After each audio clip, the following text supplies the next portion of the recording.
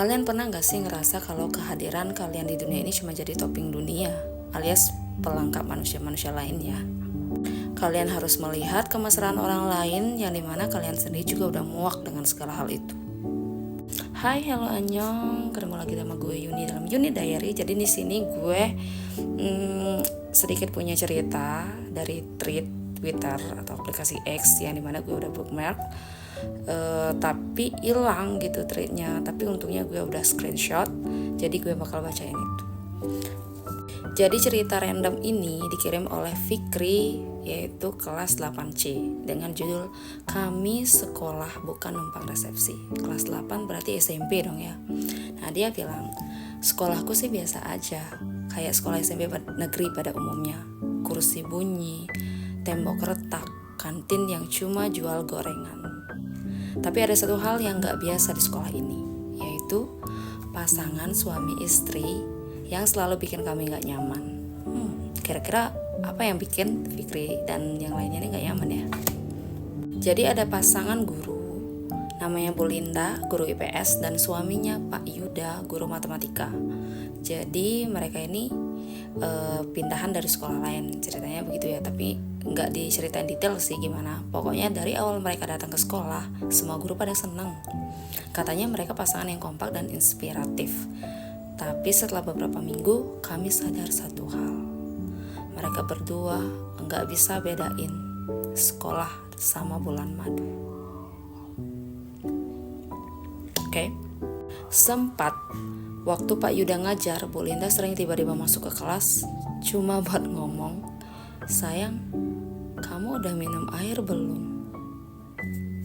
Sumpah ini keren parah sih anjay. Kayak gak bisa bedain waktu gitu lah ya. Gak bisa bedain tempat juga sih.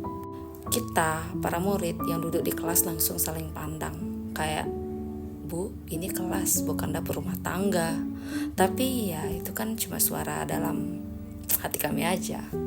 Nah, belum lagi pas di lorong nih, mereka pegangan tangan, kadang manggil ayang, kadang manggil beb. Aku jadi ragu ini sekolah atau taman hiburan perasaan gitu. Anjay.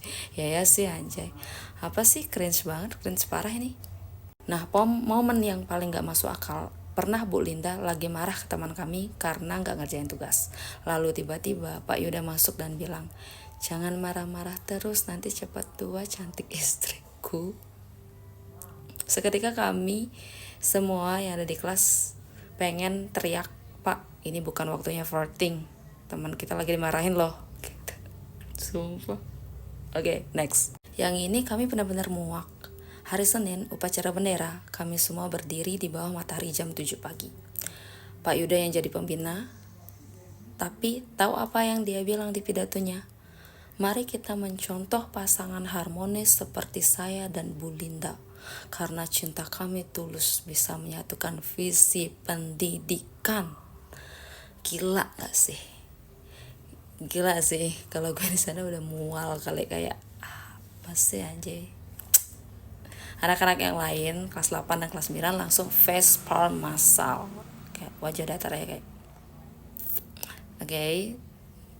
Sumpah gue sampai panas gini gara-gara cringe parah sih, gak kuat gue. Tapi ini belum ya, ini belum klimaks. Momen klimaksnya adalah waktu kami kelas 8C mau ulangan, Bu Linda dan Pak Yuda malah debat kecil soal warna spidol. Bu Linda bilang, "Aku maunya spidol biru, biar anak-anaknya tenang." Tapi Pak Yuda bilang, "Tapi merah lebih tegas, cinta." Dan ulangan ditunda 15 menit karena mereka rebutan spidol sambil ngeledek mesra. Kami, para murid, duduk di kursi sambil ngelus dada dan perut karena lapar dan lelah mental. Oke. Nah, kesimpulan yang tidak ada kesimpulan ini, jadi Fikri bilang, "Aku tahu mereka saling mencintai dan itu indah. Tapi kami ke sekolah bukan buat belajar tentang PDA, Public Display of Affection. Kami ke sekolah buat belajar IPS dan matematika, bukan buat nonton sinetron live dari guru kami sendiri yang dramanya tidak ada habis-habisnya." Oke. Nah, dia nyisipin pesan moral. Fikri kelas 8C nyisipin pesan moral di ceritanya. Pesan moralnya adalah, Cinta itu penting, tapi profesionalitas di ruang kelas jauh lebih penting. Karena murid juga punya mata dan hati yang pengen fokus, bukan risih tiap hari. Big applause to Fikri, kelas 8C. Entah ini sekolahnya di mana ya, tapi kan namanya trade kan kadang random tadi mana. Tapi keren sih pemikirannya.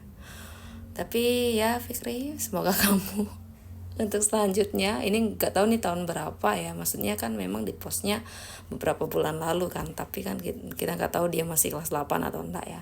Tapi Fikri, kamu hebat sih, tetap kuat menjadi topeng dunia Fikri. Ya itu aja cerita dari gue ya, bye bye.